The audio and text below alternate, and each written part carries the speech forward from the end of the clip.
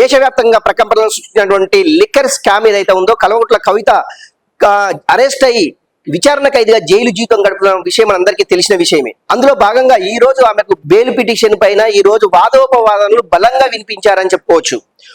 ఒక పక్క ఈడీ సిబిఐకి సంబంధించినటువంటి న్యాయవాదులు ఒక పక్క వాదిస్తుంటే కవితకు సంబంధించినటువంటి న్యాయవాది మరో పక్క వాదించడం, ఇది సుమారు 2.5 గంటల పాటుగా ఈ వాదోపవాదనలు సాగాయని చెప్పుకోవచ్చు.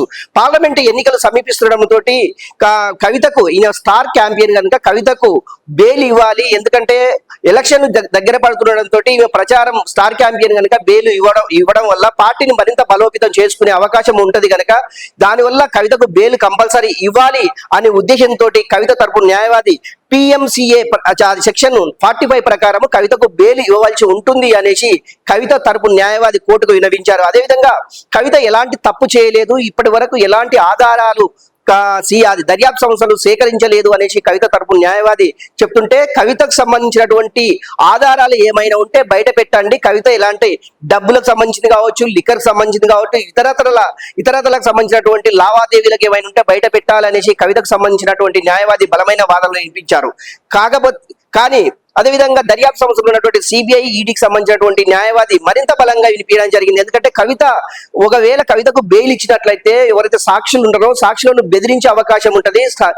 కవితకు సంబంధించినటువంటి వ్యక్తులు ఎవరైతే ఉన్నారో గతంలో ఇక్కడ అంటే ఈ లిక్కర్ స్కాములు ఎవరైతే ఇన్వాల్వ్మెంట్ ఉందో ఇప్పటికే చాలా మందిని అరెస్ట్ చేశారు. వాళ్ళు ఇచ్చిన ఆధారాలతోటే మేము కవితను అరెస్ట్ చేశాము. గతంలో సుఖేందర్ సింగ్ అనే వ్యక్తి ఎప్పుడైతే జైలు జీవితం గడుపుతుండ్రో, ఆయన మనీ లాండరింగ్ కేసుల్లో ఆయన జైలు జీవితం గడుపుతున్నారు. అతను చాలా సందర్భాల్లో అంటే మనీ లాండరింగ్ మీన్స్ ఏంటంటే డబ్బులకు సంబంధించినటువంటి వ్యవహారం కనుకనే అతని అరెస్టు చేయడం వల్ల అతను ఇచ్చినటువంటి సమాచారం, అతను ఇచ్చినటువంటి కొన్ని ఆధారాల ఆధారంగానే కవితని అరెస్ట్ చేయడం జరిగింది, కవితని విచారించడం జరిగింది. కవిత కూడా కొన్నిటికి సమాధానాలు దాటవేసే, అంటే నన్ను కావాలని ఇరికించారు, ఇది సిబిఐ దర్యాప్తు సంస్థలు చేస్తున్నటువంటి పని కాదు, ఓన్లీ మోడీ చేస్తున్నటువంటి మోడీ బేడీలు వేయించారు అనేసి కవిత చెప్తున్నటువంటి అంశం. ఏదేమైనా కూడా అటు అది దర్యాప్తు సంస్థలటువంటి న్యాయవాది కావచ్చు, అదేవిధంగా కవితకు సంబంధించినటువంటి న్యాయవాది కావచ్చు బలమైన వాదనలు ఇన్న తర్వాత కవితకు బెయిల్ పిటిషన్ తిరస్కరించడం జరిగింది.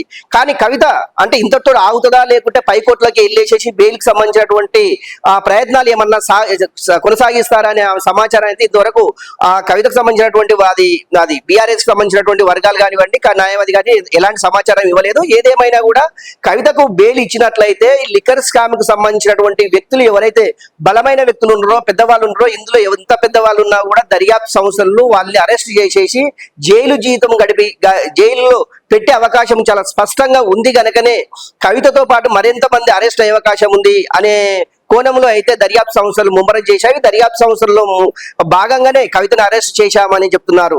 కవితకు ఇంకింత ఏమైనా సమాచారం రాబట్టే విధంగా దర్యాప్తు సంస్థలు అయితే ఈ కేసులో దర్యాప్తు అయితే ముమ్మరం చేసిందని చెప్పుకోవచ్చు. ఏదేమైనా కూడా కవిత యొక్క బెయిల్ పిటిషన్ తిరస్కరించడము తెలంగాణ రాష్ట్రంలో ముఖ్యంగా బీఆర్ఎస్ లో కొంత గందరగోళమైన వాతావరణం అయితే ఏర్పడిందని చెప్పుకోవచ్చు. ఎందుకంటే కవిత జైలా బెయిలా అనే సందేహం అయితే బీఆర్ఎస్ నేతల్లో ఒక గందరగోళ వాతావరణం సృష్టించిందని చెప్పుకోవచ్చు.